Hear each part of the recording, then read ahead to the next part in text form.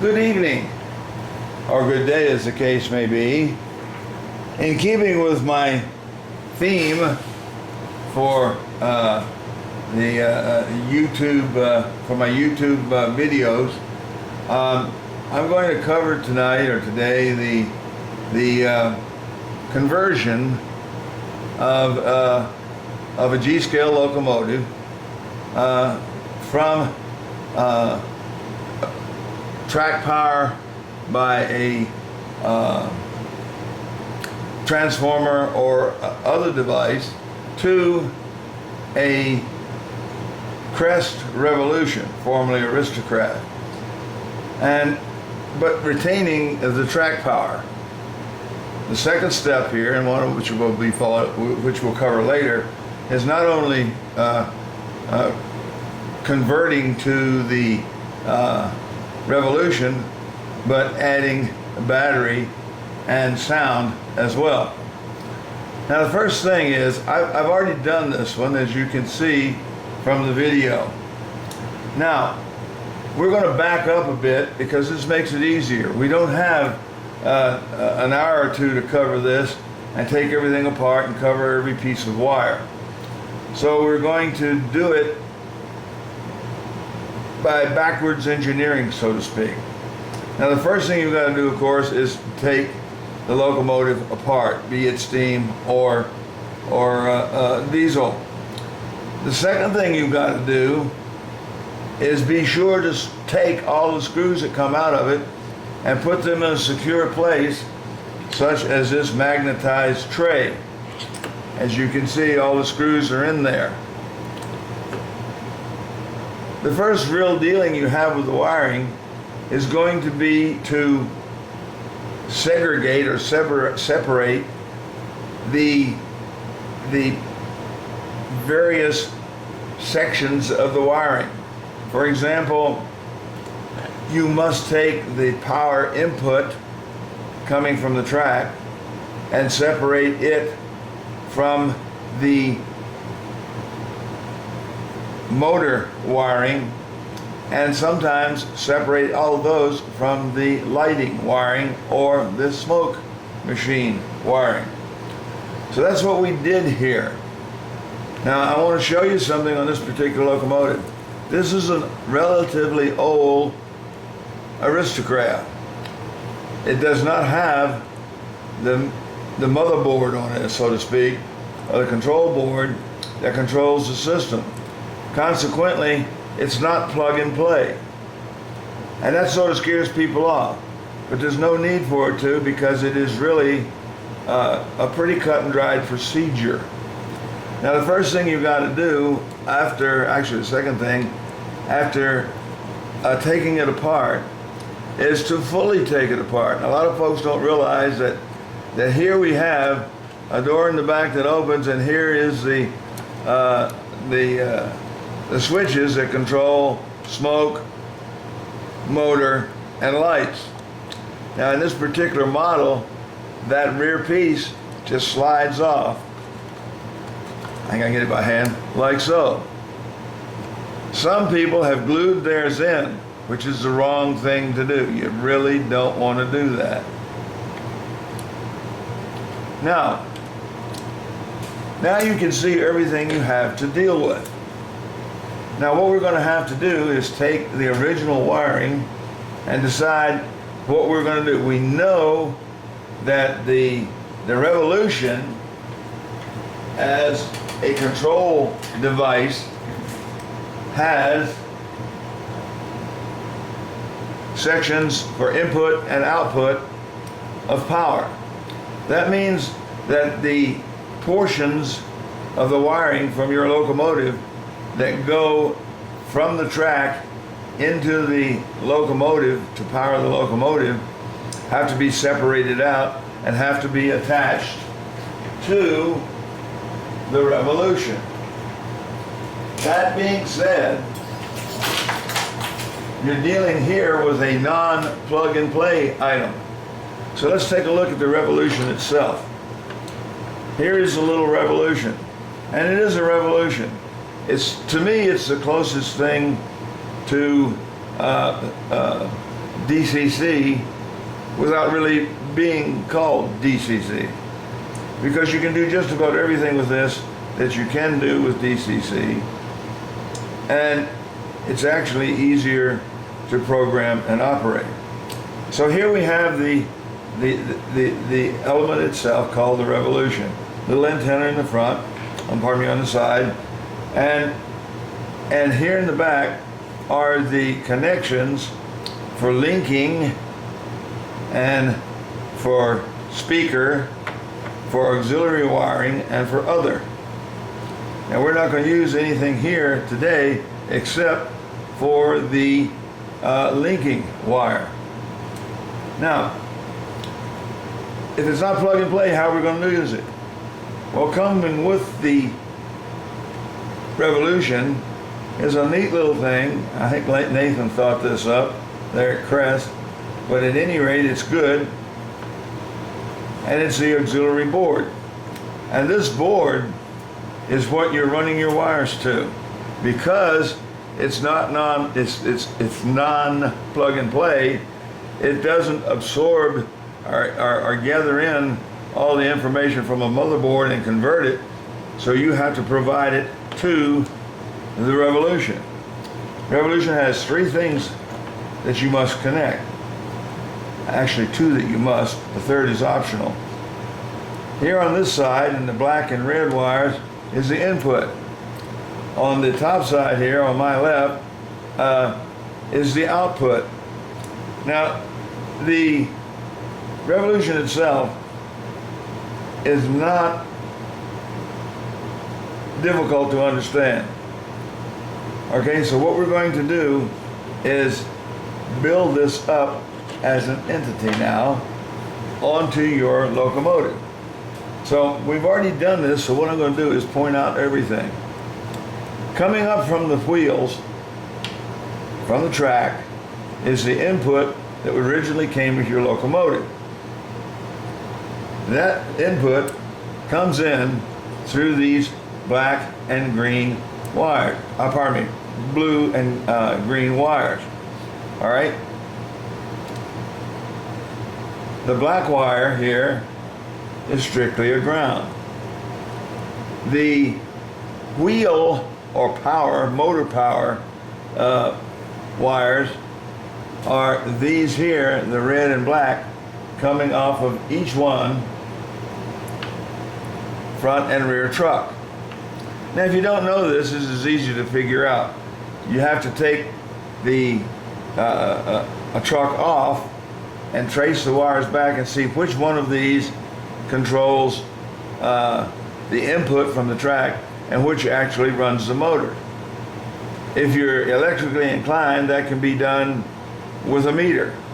But if you're not, you can always take the truck off, take a look at it, and you'll find that these color-coded wires, blue and green, are your power input.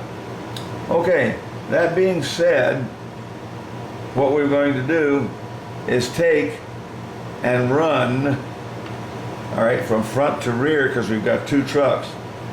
We're going to extend that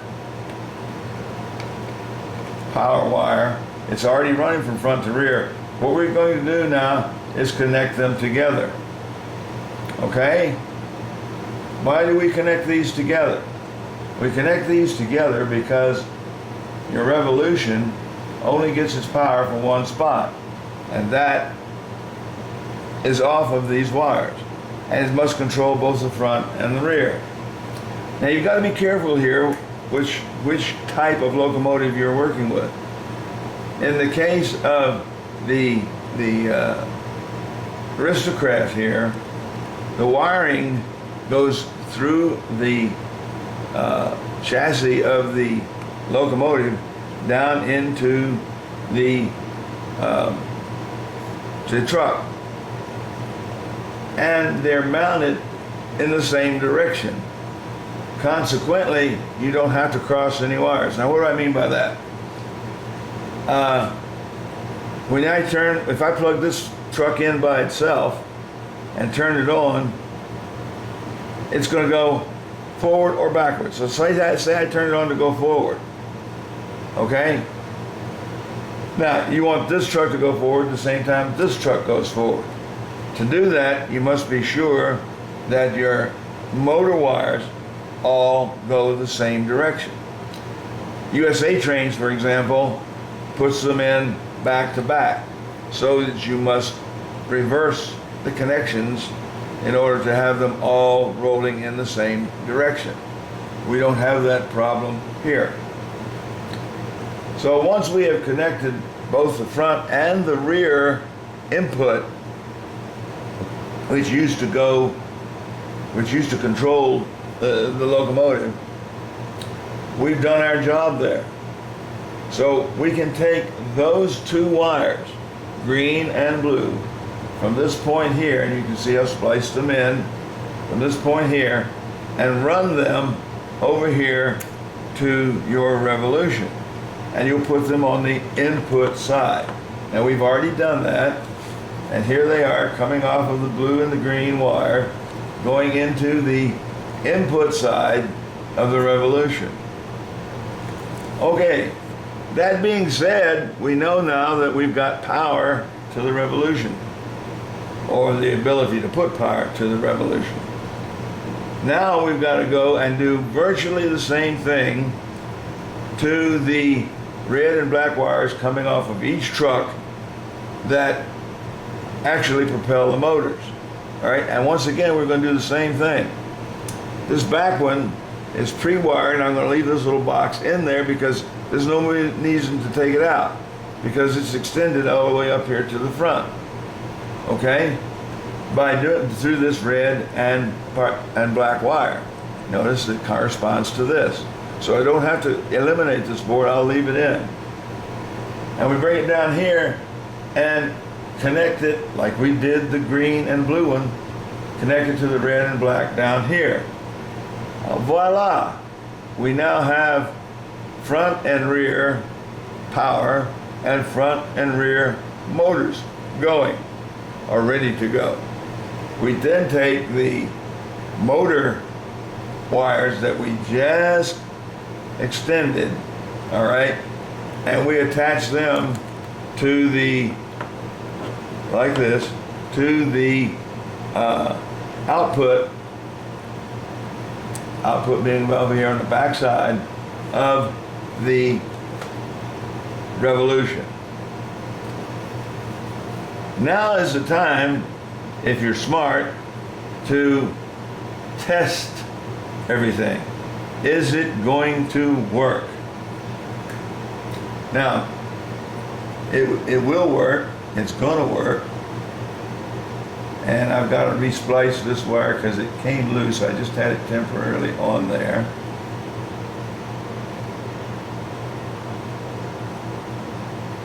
Otherwise, when we test it, it won't work. Okay. Now, that being the case, I already have a test wheels on the bottom of the locomotive, and I can turn the power on, which I have just done.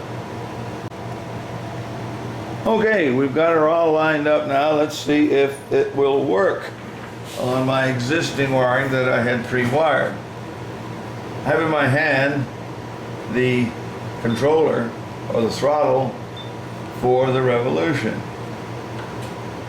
And it says that I am linked, and we'll discuss that later. It says that I'm linked from the throttle to the revolution itself. Now I'm going to push the start button,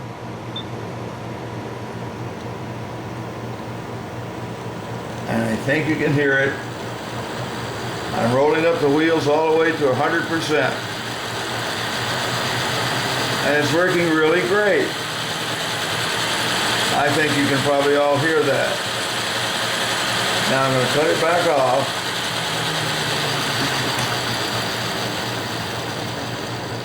All right, and I'm going to take the power off for a few minutes, and let's discuss some other things that you need to do.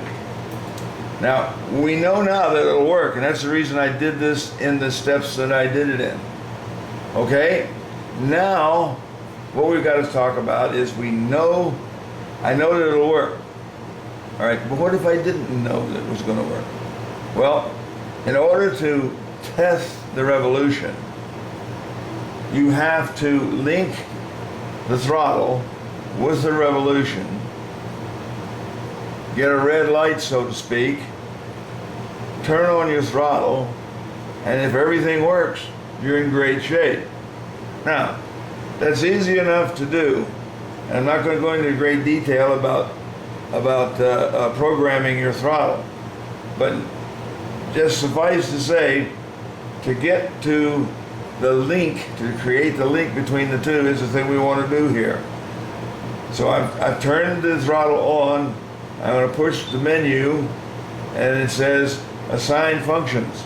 I'm going to say yes, I want to assign functions. So I hit the input, and then I go all the way down to the bottom where it says linking. I then push the input or the return button, which is also the stop button, and the linking button on the revolution itself at the same time. The linking program has begun. Now this is already linked, so it'll come back. It would come back and tell me that it passed. If it doesn't pass, it's not going to work. How can you tell? Well, if it keeps on saying linking, linking, linking for a minute or two, you know it's not going to pass. So you've got to retry and back up your steps and find out what you did wrong. That being said, I'm going to turn the throttle off. We know that it works. The other thing you have to do, even before you do this, is attach the red linking button to your revolution. Now that linking button is very important, and you just plug it in right here, all right, right there. There's 3 pins there, and you plug it into the revolution. And right next to that, in between right here, it says set. That's what you're going to do. All right? Then you mount it or test it, as the case may be. Now, it's good to test the revolution as you go along. Okay? Don't wait till the last minute and say, oh, I'm just going to test this whole thing. I've got it all wired up. By then, if there's a mistake, it's hard to trace. It takes a lot of time, and all you do is get frustrated. So as soon as you get your revolution up and running, or what you think should be running, before you attach any accessories or anything else, test it and make sure the wheels actually go. Okay? Now, that being said, what are we going to do with the lighting on this locomotive? Well, what we're going to do here is, because it's an old locomotive without the modern touches, you have 2 options. You can take your wiring for the lights and go directly to the green and blue input wires, and as soon as you connect the lighting to that and put power to it, you'll have lights. Now, I think you can see this is all lit. All right? It's ready to go. Now, how did I do that? I wired directly in to, pardon me, no, I did not. What I did was take the wiring for the lighting, okay, and bring it directly in to the red and green wiring. All right? You'll see that that was already extended into the board here in the back. So all I had to do was splice the new wires into it. So that's just an extension of existing wiring going back to the back. Here it is, and the lights are working. You don't use the light switch on the back of the locomotive anymore. Anytime you turn power on to the locomotive, both the front and the rear lights will work. Your second option is off of the revolution itself. Now, a lot of people are scared to use this. And I did not set it up this way for this example. In the center of the auxiliary board for the Revolution is a thing that says lighting. And it says HD1, parentheses C, and HD2. That's for your front and rear lighting. And it'll control it usually just the same way it did with the original locomotive. Front lights come on when it's going forward, back lights go on when it's going backward. A lot of folks are scared of this because you have to, in most cases, wire into that and the lights, between that and the lights, one or more resistors. And this sort of scares people off. So I found that the easiest thing to tell newbies, so to speak, people who have not done this a million times, just wire it into your power, get lights all the time, and everybody's happy. But if you're a purist and or you want to have the lights work exactly the way they did for the original board without the Revolution, then use that center portion of the auxiliary board and wire it up. Your manual for the Revolution covers this explicitly and puts it pretty much in layman's terms that you don't have to be an advanced electrician in order to do it. Now, the last thing we had to set up then, oh, by the way, for the front lighting, I did a little adaptation. This board was in the front, and I removed this board to facilitate the extension of this wiring and the use of the Revolution. Okay? Now, the original post here in the center was for the lighting. So what I did was take the lighting, all right, and mount it to the center post here and leave this little thing in. It's only wired for this one post, and it just gets straight power. So all you need to do is plug it in, and you're getting power to the front. And it all comes off of that same connection that you made with the blue and the green wire.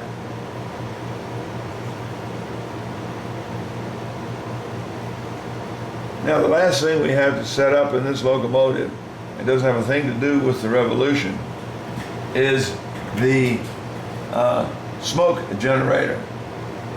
That can stay the same because, and be attached, still attached to the control, which is the top switch on your back board. All right, and why is that? Because when we wired in, and I didn't mention this earlier, when we wired in the power to that board, okay, we took the red wire that goes to the smoke generator and the black wire that goes to the smoke generator and spliced it in together. So here you have your power, blue and green, and here you have your feeder for lights and for the smoke. So all you have to do now to get your smoke is turn it on or off. So that's the only thing that still works the way it did when it came from the factory, is the smoke generator.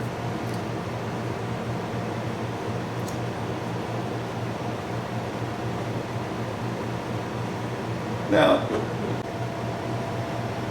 you must consider where you're going to mount your Revolution or any other control unit or sound system or any other card that you need to put into your locomotive. Now, first thing you want to do is look at the locomotive itself.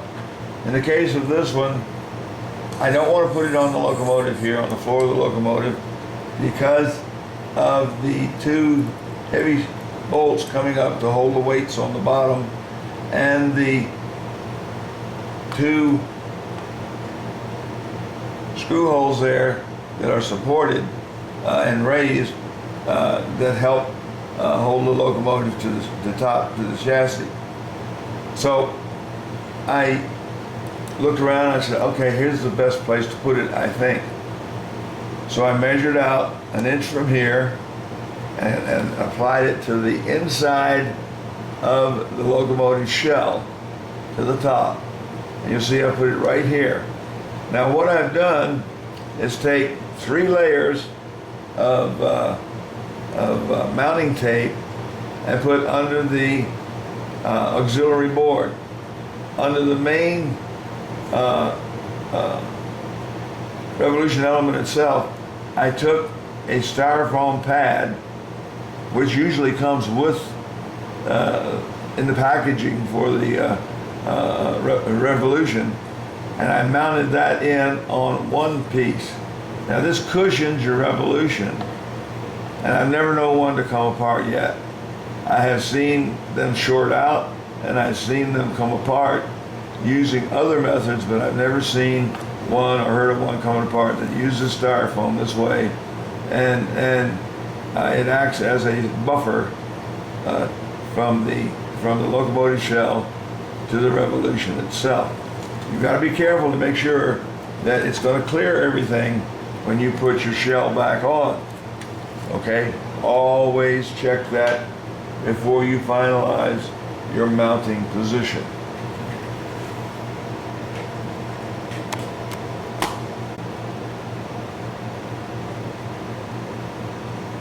Now, I got to tell you this.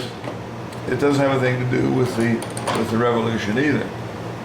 But you'll note here, this sound system is rather old, but it is very nice. It works excellently. To get it to work now, we have to wire it in to the blue and green power source, or to the motor. Now that depends upon whether you want the sound to come on when you plug it in, so revolution in, so to speak, when you send power, it'll instantly come on. Or do you want it not to instantly come on, but to show the sound speed up from 0 to 100%, and as it slows down, the sound slowing down, or having a little bit of a Doppler effect. Now, I did this one to be tied into the power to the motors. Consequently, when I hit the throttle, the power will come on as soon as it gets about 2 or 3% of power, long before the wheels start turning. The sound will come on, and then as you speed up, it'll go. It will speed up along with it very realistically, not bad at all. Now I can't think of anything else you need to cover here for a non-plug and play. If you have a plug and play, your motherboard or your control board for the locomotive will be sitting here or here, pretty much in the center of the locomotive. Then all you need to do is take your revolution. You will not need the auxiliary board, all right? Just take your revolution and plug it directly in to the motherboard. Now, several manufacturers besides Aristocrat have now gone to plug and play boards that fit most of your aftermarket controllers, such as the Revolution. So when you plug that in, it automatically takes care of the lighting, absorbs it, takes care of all of the blue and green wiring we see here. You don't have to do that. You just leave all the wiring as it sits, plug in the Revolution, and that's all there is to it. Only in the non-plug and play do you have to get involved in this. And a lot of them are non-plug and play. For example, USA Trains does not have a plug and play adapter for the Revolution, or for any other one that I know of. Bachmann has come out with one just in the last year or so, but only for their higher priced, more elite items. Their lumber cars and some of their other high-priced or high-line, first line is a better way of putting it, top-line stuff has a plug-and-play board in it. I hope more manufacturers come along with that because it makes the job just a heck of a lot easier. Well, I hope, the other thing I wanted to point out is, notice that all the wiring here, with the exception of these, which I'm still working with, have had a insulation put on them in the form of shrink wrap. If you'll notice here, going back to the rear board, shrink wrap. Here, going into the from the rear locomotive board to the wheels for power is shrink wrap. Same with the input from the track, shrink wrap.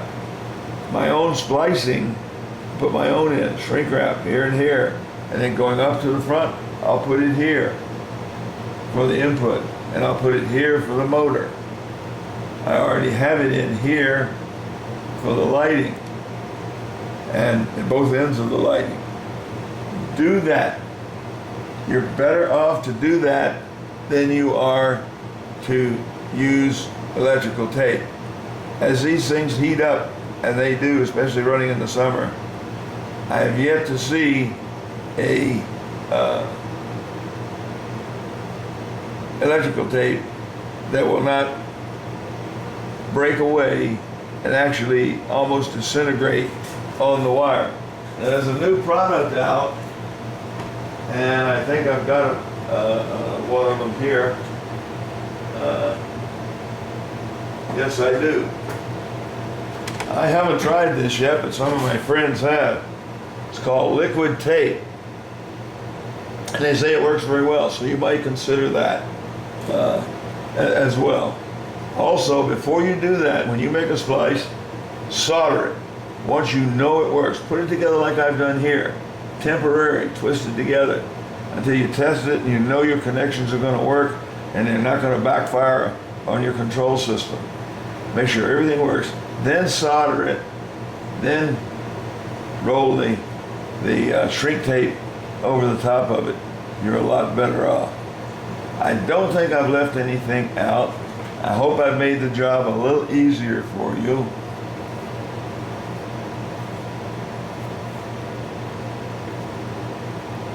Have a nice evening and a nice day. We're signing out here.